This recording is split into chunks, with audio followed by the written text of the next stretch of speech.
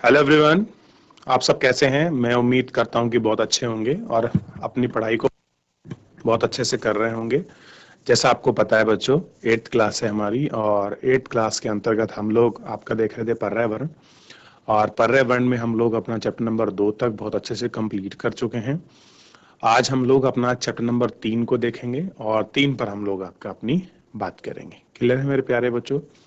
तो एक एक करके हम सारी चीज़ों को बहुत अच्छे से देख रहे हैं, बहुत अच्छे से पढ़ रहे हैं और बहुत अच्छे से उनका हम लोग अपना विचार कर रहे हैं। ठीक, इन सभी को आपको ध्यान देना है, इन सभी को आपको पढ़ना है। चलिए तो हम बढ़ते हैं नए चैप्टर की तरफ। हम चलते हैं सीधा डिजिटल बोर्ड पर। देखिए, चैप्टर जो है, नया चैप्टर आपके समक्ष है, आपकी स्क्रीन पर आपका फ्लैश कर रहा है, खनिज और शक्ति संसाधन। तो सबसे पहले तो मुझे बच्चों ये बताइए, खनिज होते क्या हैं और शक्ति संसाधन क्या होते हैं? इन सभी के विषय में आपको मुझे बताना है कि ये चीजें क्या होती हैं। क्लियर है? ध्यान रखिए, क्योंकि बहुत महत्वपूर्ण चैप्टर है आपके लिए इन सब चीजों को। और मैं इन्हें अब आपको पढ़ा भी चुका हूँ खनिज के विषय में। तो आपकी छोटी कक्षाएं हैं, आपने उनमें पढ़ा है बहुत अच्छे से कि खनिज क्या होते हैं, क्या चीजें हैं, किस तरह से। तो ये सारी चीजें आपको पता भी होनी चाहिए मेरे प्यारे बच्चों। ठीक है? और मान लीजिए अगर कोई चीज आपको समझ नहीं आती है तो बच्चों आप लोग लाइव जुड़कर चैट के माध्यम से आप अपनी क्वेरी को, आप अपने प्रश्न को, अपने डाउट को मेरे से पूछ सकते हैं। कोई भी स्कूल का कोई भी बच्चा, अगर आपका कोई डाउट है, कोई आपकी क्वेरी है, ठीक है। चलिए, अगर आपके कल के जो हमने चैप्टर पढ़ा है उसमें कोई आपका डाउट नहीं है, कोई क्वेरी नहीं है, तो आज हम बढ़ेंगे सीधा आपका इस चैप्टर पर। और सबसे पहले बताइए खनिज क्या होते हैं। तो आपको खनिज के विषय में पता करना है, खनिज क्या है। और खनिज के बाद आपको आपको देखना है कि शक्ति और संसाधन क्या है। इन सभी के विषय में आपको पढ़ना है और इन सभी के विषय में आपको ध्यान देना है। ठीक है? देखिए, सबसे पहले पढ़े, कीरी सुकांत से मिलने धनबाद के निकट उसके पैतृक स्थान जा रही थी। कीरी विशाल काले क्षेत्र को देखकर आश्चर्यचकित थी। सुकांत, यह स्थान इतना काला और धूल भरा क्यों है? उसने पूछा। यह कोयला खदान के निकट होने के कारण है। क्या आप वहां ट्रक को देख रहे हो? ये सभी खनिज कोयले से ले जा रहे हैं। सुकांत ने उत्तर दिया। खनिज क्या है? दो बच्चे हैं आपके जैसी, आपस में अपनी बात कर रहे हैं और उनसे कह रहे हैं कि खनिज क्या है, क्योंकि कोयला भी क्या है मेरे प्यारे बच्चों, कोयला भी एक आपका खनिज है। ये आपको पता होना चाहिए कि जो आपका कोयला है वो क्या है, एक खनिज है। तो पूछ रहा है कि कोयला क्या है, तो वो बता रहे हैं कि कोयला भी एक खनिज है। ये आपको ध्यान देना है। ठीक है, आगे देखिए। सुकांत कहता है कि क्या आपने कभी नान भाई को बिस्कुट बनाते हुए देखा है? उसमें आटा, दूध, चीनी और कभी कभी अंडे को भी मिलाया जाता है। जब आप पके हुए बिस्कुट खाते हैं तो क्या आपको इन अवयव के पृथक रूप को देख सकते हैं? इस प्रकार बिस्कुट में मिली हुई कई वस्तुओं को आप नहीं देख सकते। उसी प्रकार इस पृथ्वी पर चट्टानों में कई पदार्थ मिले मिले होते हैं जो खनिज कहलाते हैं। ये खनिज पृथ्वी की चट्टानी परत पर पटी पर सभी जगह फैले होते हैं। कह रहे जो आपकी चट्टानी की परत है उस पर आपका क्या होते हैं, सभी जगह आपके फैले होते हैं। ठीक, ये आपको ध्यान रखना कि ऐसा नहीं कि केवल एक ही जगह फैले। जहां पर पृथ्वी की चट्टाने हैं उसी जगह पर ये सब चीजें क्या होती हैं, आपकी फैली होती हैं। ये आपको पता होना चाहिए। ठीक, प्राकृतिक रूप से प्राप्त होने वाला पदार्थ जिसका निश्चित रासायनिक संगठन हो वह एक खनिज है। खनिज सभी स्थानों पर समान रूप से वितरित नहीं है। वे किसी विशेष क्षेत्र में या सेल समूह में केंद्रित होते हैं। कह रहे हैं या तो किसी विशेष क्षेत्र में या किसी सेल समूह में आपके जो है क्या होते हैं, केंद्रित होते हैं। खनिज क्षेत्र ऐसे क्षेत्रों में पाए जाते हैं जो आसानी से अभिगम नहीं होते हैं, जैसे अंटार्कटिका महासागर संस्तर और अटलांटिका। ठीक। खनिज विभिन्न प्रकार के भूवैज्ञानिक परिवेश में अलग अलग दशाओं में निर्मित होते हैं। कह रहे हैं जो आपका खनिज है, और हम लोग भूवैज्ञानिक परिवेश की बात करें तो जैसे अलग अलग कंडीशंस हैं, वैसे अलग अलग कंडीशन के मुताबिक ये सब चीजें क्या होती हैं आपकी रेडी होती हैं, आपके निर्मित होती हैं। वे बिना किसी मानवीय हस्तक्षेप के प्राकृतिक प्रक्रियाओं द्वारा निर्मित होते हैं। वे अपने भौतिक गुण जैसे रंग, घनत्व, कठोरता और रासायनिक गुणों तथा विलेयता के आधार पर पहचाने जा सकते हैं। क्या हो सकते हैं कि इन आधार पर हम लोग इनको आपका पहचान सकते हैं, इन विलेयता के आधार पर, इन चीजों के आधार पर हम इनको देख सकते हैं। खनिज के प्रकार, कह रहे जो खनिज है हम उनके प्रकार देखते हैं। खनिज पर 3000 से अधिक विभिन्न खनिज हैं। कह रहे अगर हम पृथ्वी पर खनिज की पदार्थों की बात करें तो पृथ्वी पर 3000 से भी अधिक कैसे हैं आपके खनिज हैं, यह आपको पता होगा। ठीक। संरचना के आधार पर खनिज को मुख्यतः धात्विक और अधात्विक खनिजों में वर्गीकृत किया जाता है। कैसे करते हैं हम लोग, आपका धात्विक और अधात्विक रूप से हम लोग इनमें आपका डिवाइड करते हैं। सबसे पहले देखिए धात्विक खनिज, और उसके बाद देखिए अधात्विक खनिज, इसके बाद देखिए लोहा, और देखिए अलोहा। हम बात करेंगे धात्विक खनिज की। तो धात्विक खनिजों में धातु कच्चे रूप में होती है। धातुएं कठोर पदार्थ हैं जो ऊष्मा और विद्युत को सुचालित करती हैं। कह रहे हैं कि जो धात्विक खनिज हैं वो कैसे हैं, कठोर पदार्थ हैं जो ऊष्मा और विद्युत को सुचालित करती हैं, और जिसमें ध्रुतित यानी कि चमक की विशेषता होती है। लोहा अयस्क, बॉक्साइट, मैग्नीज, अयस्क इनके कुछ उदाहरण हैं। धात्विक खनिज लोहा अथवा अलोहा हो सकते हैं। लोहा खनिज जैसे लोहा अयस्क, मैग्नीज और क्रोमाइट में लोहा होता है। लोहा अलोहा खनिज में लोहा नहीं होता है, किंतु कुछ अन्य धातु जैसे सोना, चांदी, तांबा या सीसा हो सकती हैं। कह रहे आपकी जो ये सारी चीजें हैं इसमें सोना, चांदी, तांबा, ये सब चीजें क्या है इसमें आपकी हो सकती हैं। ये तो होगी आपकी जो मेटल वाली चीजें हैं, चाहे सोना हो, चाहे तांबी हो, तांबा हो, चांदी हो, ये सब इसकी मेटल वाली चीजें। इसके बाद आता है अधात्विक खनिजों में धातु नहीं होती। चूना पत्थर, अबरक, जिप्सम इन खनिजों के एग्जाम्पल हैं। खनिज ईंधन जैसे कोयला और पेट्रोलियम भी अधात्विक खनिज है। कह रहे हैं कि चाहे उसमें खनिज में आपका कोयला आए, पेट्रोलियम आए, ये सब क्या है इसका आपको पाठ मिलेगी। खनिजों को खनन, प्रावेदन, आखनन द्वारा निष्कर्षित किया जा सकता है। आप कह रहे हैं कि खनिजों को निकालने की जो है कुछ विधि है। क्लियर है। खनन कह लीजिए उनको, प्रावेदन कह लीजिए, आखनन कह लीजिए। खनन को भी हम लोग दो में निकालते हैं, वृत्तीय खनन और आपकी कूपी खनन। तो आप किस प्रकार से देखते हैं और किस प्रकार से निकालते हैं, इस पर आपको गौर करने की आवश्यकता है। पृथ्वी की सतह के अंदर दबी सेलों से खनिजों को बाहर निकालने की प्रक्रिया खनन कहलाती है।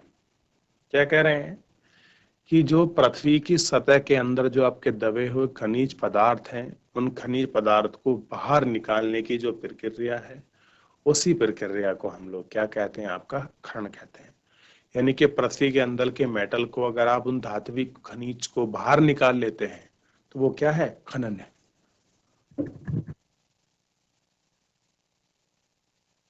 ये आपको ध्यान रखना है। ठीक है।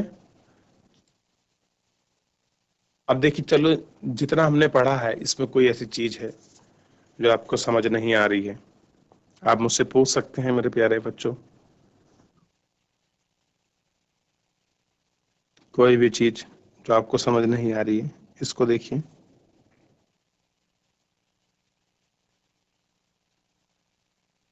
और मुझसे पूछ सकते हैं। कोई डाउट है बच्चों? आप मुझसे पूछ सकते हैं। है कोई डाउट? चलिए आगे देखते हैं। कोई नहीं है प्रश्न आपका, क्यूरियोसिटी नहीं है, तो आगे बढ़ते हैं। खनिज जो कम गहराई में स्थित है वे पृष्ठीय स्तर को हटाकर निकाले जाते हैं, जिसे वृत्त खनन कहते हैं। विवृत गहन वेदन, जिसे कूपक कहते हैं, अधिक गहराई में स्थित खनिज निक्षेपों तक पहुंचने के लिए बनाए जाते हैं। इसी को कूपी खनन कहते हैं। क्या बोलते हैं इसको? कूपी जो खनन है वो हम इसको कहते हैं। ठीक। पेट्रोलियम और प्राकृतिक गैस धरातल पर बहुत नीचे पाए जाते हैं। उन्हें बाहर निकालने के लिए गहन कूपों की खुदाई की जाती है। इसे प्रावेदन कहते हैं। सतह के निकट स्थित खनिजों को जिस प्रक्रिया द्वारा आसानी से खोद कर निकाला जाता है उसे आखनन कहते हैं। यानी कि जिन खनिजों को निकट जिसकी प्रक्रिया को आसानी से खोद कर हम लोग निकाल रहे हैं उसको आखनन कहते हैं। यानी को जिसको निकालने में आपकी किसी प्रकार की कोई दिक्कत ना हो, हम उसको क्या बोल रहे हैं कि ये क्या है? आखनन है। ये आपको ध्यान रखना है। क्या है ये? आखनन है। क्लियर है मेरे प्यारे बच्चों? तो ये आपको थोड़ा सा जो है ध्यान रखना है और इन पर आपको नजर रखनी है।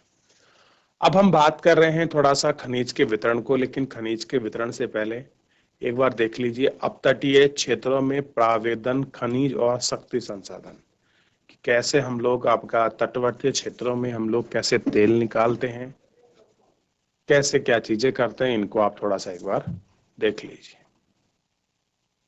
सेल खनिज अवयवों के अनिश्चित संगठन वाले एक से अधिक खनिज का एक समूह है। सेल जिसे खनिजों का खनन किया जाता है उसे अयस्क कहते हैं। क्या कहते हैं उसको? अयस्क कहते हैं। यद्यपि 2800 से अधिक खनिजों की पहचान की गई है, जिसमें से लगभग 100 अयस्क खनिज समझे हैं। अभी 100 ऐसे अयस्क हैं जिनको हमने क्या समझा है? आपका खनिज समझा है। तो ये हमारी कुछ एडिशनल आपकी जानकारी होती है जिसको हम लोग आपका देखते हैं, पढ़ते हैं और इसको समझने का प्रयास करते हैं। ठीक है, तो ये आपको ध्यान देना है। क्लियर है? तो इसमें कोई डाउट, कोई चीज ऐसी है जो आपको समझ नहीं आई हो? क्लियर है सब? चलिए, सब कुछ क्लियर है तो अच्छा है। बाकी आगे बढ़ते हैं और देखते हैं इस खनिज का, जो आपके खनिज हैं हम अब उनके वितरण के विषय में देखेंगे। खनिज विभिन्न प्रकार की सेलों में पाए जाते हैं। कुछ आग्नेय सेलों में पाए जाते हैं, कुछ कायांतरिक सेलों में, जबकि अन्य अवसादी सेलों में पाए जाते हैं। धात्विक खनिज आग्नेय और कायांतरिक सेल समूह जिनसे विशाल पठारों का निर्माण होता है में पाए जाते हैं। उत्तरी स्वीडन में लोहा अयस्क, ओंटारियो यानी कनाडा में तांबा और निकिल के निक्षेप, दक्षिण अफ्रीका में लोहा, निकिल, क्रोमाइड और प्लेटिनियम आग्नेय और कायांतरिक सेल में पाए जाने वाले खनिज का उदाहरण है। क्या है? इन सारे खनिज का एग्जाम्पल है। मैदानों और नवीन वलित पर्वतों के अवसादी सैलों के धात्विक खनिज जैसे चूना पत्थर पाए जाते हैं। फ्रांस के काकेस प्रदेश में चूना पत्थर निक्षेप, जॉर्जिया और यूक्रेन के मैग्नीज और अल्जीरिया के विस्फोटक स्तर के कुछ एग्जाम्पल हैं। खनिज ईंधन जैसे कोयला और पेट्रोलियम भी अवसादी स्तर पर है। कैसे हैं? ये सारे आपके अवसादी जो स्तर हैं उन स्तरों पर आपका पाए जाते हैं। ठीक है, ये आपको ध्यान रखना है। देखिए कुछ वितरण दिया है कि लोहा कहाँ कहाँ मिलता है, तांबा कहाँ कहाँ मिलता है, और जो आपका बॉक्साइट है वो कहाँ कहाँ मिलता है, आप इसको देख सकते हैं और आप इसको समझ भी सकते हैं। क्लियर है बच्चों? एशिया, चीन और भारत के पास विशाल लोहा अयस्क निक्षेप। अगर हम एशिया महाद्वीप की बात करें तो एशिया महाद्वीप में आपका जो चीन और भारत है, इनके पास क्या है, विशाल लोहा अयस्क के क्या है, आपके निक्षेप है। ठीक, यह महाद्वीप विश्व के आधे से अधिक टीन उत्पादन करता है। कह रहे कि विश्व में जितना आपका टीन उत्पादन होता है, भारत और चाइना उससे आधे से अधिक का उत्पादन करते हैं। चीन, मलेशिया, इंडोनेशिया विश्व के अग्रणी टीन उत्पादक में से हैं। चीन सीसा, एंटीमनी और टंगस्टन के उत्पादन में भी अग्रणी है। एशिया में मैग्नीज, बॉक्साइट, निकेल, जस्ता और तांबे का भी निक्षेप है। कह रहे कि ये सारी चीजें हमको यहाँ मिलती हैं, चाहे एशिया में मैग्नीज हो, चाहे बॉक्साइट हो, चाहे निकेल हो, चाहे जस्ता हो, चाहे कॉपर क्यों ना हो, ये सब आपका यहाँ मिलते हैं। यानी कि एशिया में भी क्या है, अच्छी खासी आप लोग देखेंगे खनिज की चीजें यहाँ उपलब्ध हैं, यानी कि प्राकृतिक रूप से यहाँ है, ये सारी चीज यहाँ आपकी मिलती है। ठीक, यूरोप महाद्वीप को थोड़ा सा देखिए और इस पर गौर करिए। यूरोप महाद्वीप में, यूरोप विश्व में लोहा अयस्क में अग्रणीय उत्पादक है। कैसा है? लोहा अयस्क में अग्रणीय उत्पादक है। रूस, यूक्रेन, स्वीडन और फ्रांस लोहा अयस्क के विशाल निक्षेप वाले देश। कैसे हैं? आपका विशाल आपका निक्षेप वाले आपके देश हैं। ठीक है, पूर्वी यूरोप और यूरोपीय रूस में पाया जाता है। अब देखिए ध्यान दीजिए, अगर हम लोग बात कर रहे हैं लोहा अयस्क की, तो लोहा अयस्क चाहे आपका रूस हो, यूक्रेन हो, स्वीडन हो, इन सब में तो मिलता ही है। यहाँ तांबा, सीसा, जस्ता, मैग्नीज, निकेल ये भी मिलते हैं। लेकिन पूर्वी यूरोप और यूरोप में खास करके जो रूस वाले रीजन है, वहां पर ये लोहा का मात्रा अच्छा है। ठीक, क्या आप जानते हैं स्विट्जरलैंड के अंदर कोई खनिज का निक्षेप नहीं है, यानी कि स्विट्जरलैंड में किसी भी प्रकार का कोई आपका खनिज जो है आपका नहीं मिलता है। आओ कुछ सीखें, कुछ करें, बाद में देखेंगे इसको। हम बात कर रहे हैं उत्तरी अमेरिका की। उत्तरी अमेरिका में खनिज निक्षेप 3 क्षेत्रों में अवस्थित है। ग्रेट लेक के उत्तर में कनाडियन शील्ड, अपलेशियन प्रदेश, पश्चिम के की पर्वत श्रृंखला, लोहा अयस्क, निकेल, तो सोना, यूरेनियम, तांबा खनन आपके कनेडियन इसमें आपका दी गई है। ये सब चीजें इसके अंतर्गत हैं और ये आपका खनिज चीजें। ठीक, तो इन पर ध्यान देना। तो इसमें देखिए हर महाद्वीप में क्या है, अलग अलग चीजें मिलती हैं, अलग अलग प्रदेश में, अलग अलग महाद्वीप में, अलग अलग देश में जो हमको चीजें मिलती हैं हम उनको देखते रहते हैं। ठीक, ये आपको देखना है।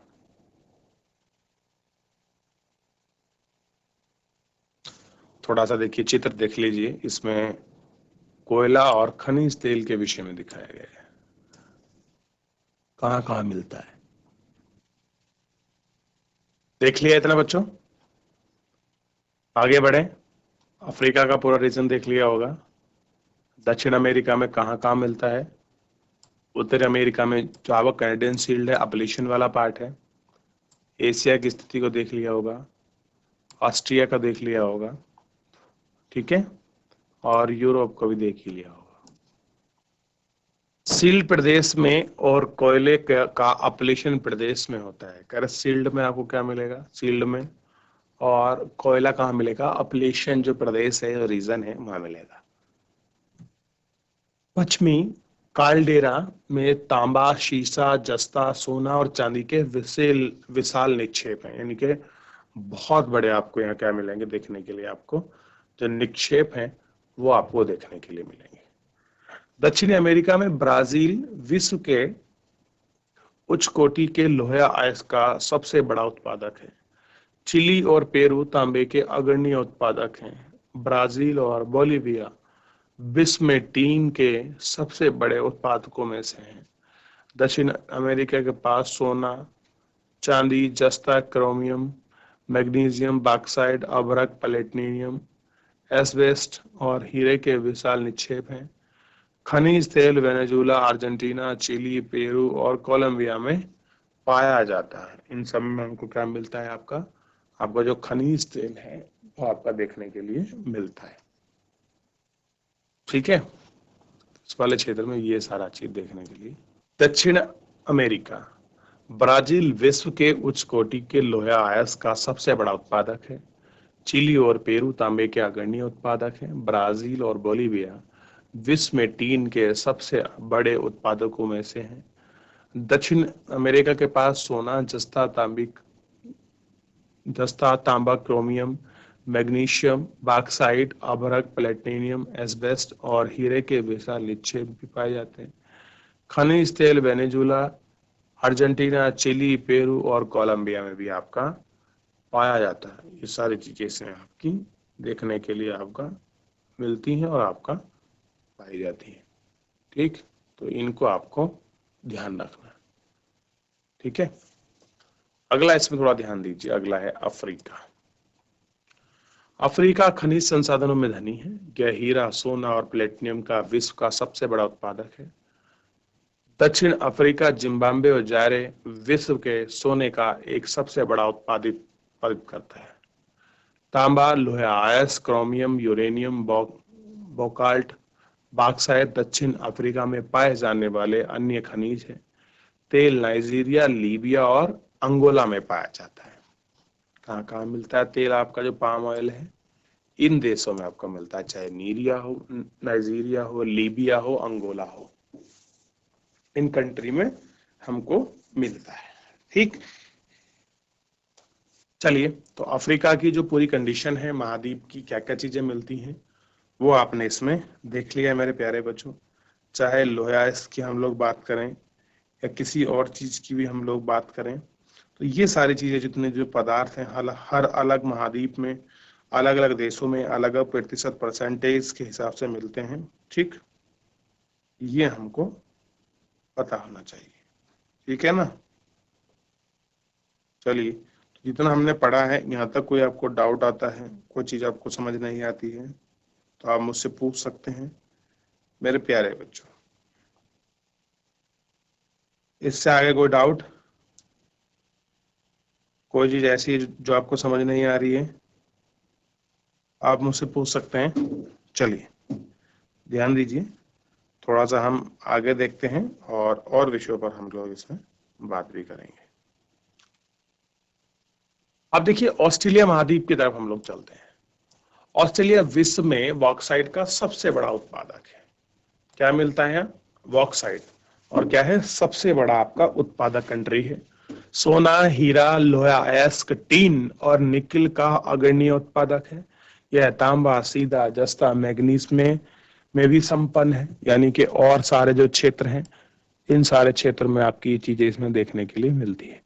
पश्चिमी ऑस्ट्रेलिया का काल गाड़ी और कूल गाड़ी दोनों क्षेत्रीय सोनों के सबसे बड़े निक्षेप हैं। यहाँ देखिए, दो क्षेत्र पड़ेंगे आपको। विक्टोरिया वाले जो प्रांत है उसमें आपको कूल गाड़ी मिलेगा, और ये सबसे इसमें क्षेत्र आपको देखने के लिए यहाँ बहुत आसानी से आपको क्या होंगे, मिल जाएंगे। इनको ध्यान रखना है। विभिन्न खनिज निक्षेपों पूर्वानुमान से संभावित विशाल के अटलांटिक का भू विज्ञान पर्याप्त रूप से सुप्रसिद्ध है। ट्रांस अटलांटिक पर्वत में कोयले और पूर्व अटलांटिका में प्रिंस चार्ल्स पर्वत के निकट लोहा महत्वपूर्ण निक्षेप का पूर्वानुमान लगाया गया है। यह लोहा अयस्क, सोना, चांदी और तेल से भी वाणिज्यिक मात्रा में उपलब्ध है। कह रहे हैं जो अटलांटिका महाद्वीप है उसमें आप देख सकते हैं चाहे उसमें जितनी भी संभावनाएं हैं, चाहे कोयले को लेकर हो, चाहे आपका निखिल और आपका लोहे को लेकर हो, और जो भी आपकी महत्वपूर्ण चीजें हैं, वहाँ बहुत सारे तत्व क्या हैं, ये विद्यमान हैं। और ये सारी जिनकी हमें सारी जो है वो आपकी संभावनाएं, आपको अपार संभावनाएं हम लोगों को इसके अंतर्गत आपका दिखाई देती है। ये आपको ध्यान रखना, ठीक। आप इसको थोड़ा सा ध्यान रखेंगे। चलिए, तो यहाँ तक किसी का कोई डाउट, कोई चीज ऐसी है जो आपको समझ ना आई हो? चलिए आगे बढ़ेंगे और एक एक करके हम, और बहुत सारी चीजें हैं जिनको हम लोग इसके अंतर्गत आपका देखने वाले हैं। चलो देखो, खनिजों का उपयोग, कह रहे जो आपके खनिज हैं हम उनका उपयोग कैसे करते हैं, हमें इन चीजों पर आपका ध्यान देना है और इन चीजों को हमको देखना है कि हम कैसे इनका उपयोग करते हैं। खनिज का उपयोग कई उद्योग में होता है, रत्नों के लिए किए जाते हैं। खनिज पदार्थ कठोर होते हैं, इन्हें आभूषण बनाने के लिए विभिन्न शैलों में आपका जड़ा जाता है।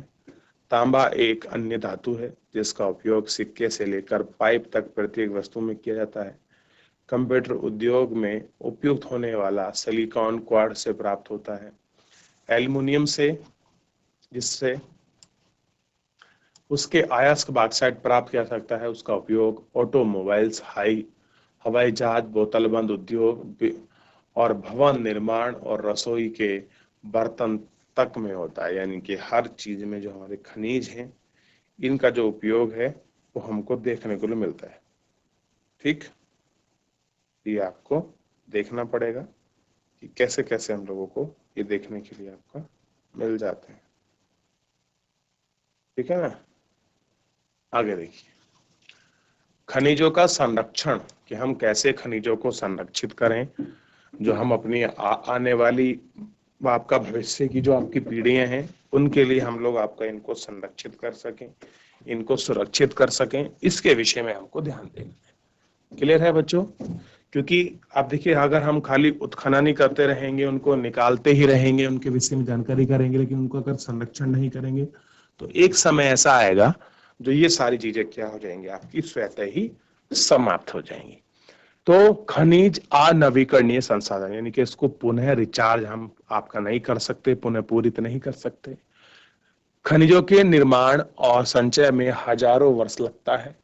मानवीय उपभोग की दर की तुलना में निर्माण दर बहुत धीमी है। कह रहे कि बहुत ही स्लो प्रोसेस है, और जिस स्लो प्रोसेस के साथ ये चीजें कैसी होती हैं, आपकी होती हैं, और आपकी ये सारी चीजें आपकी चलती हैं मेरे प्यारे बच्चों, ठीक है।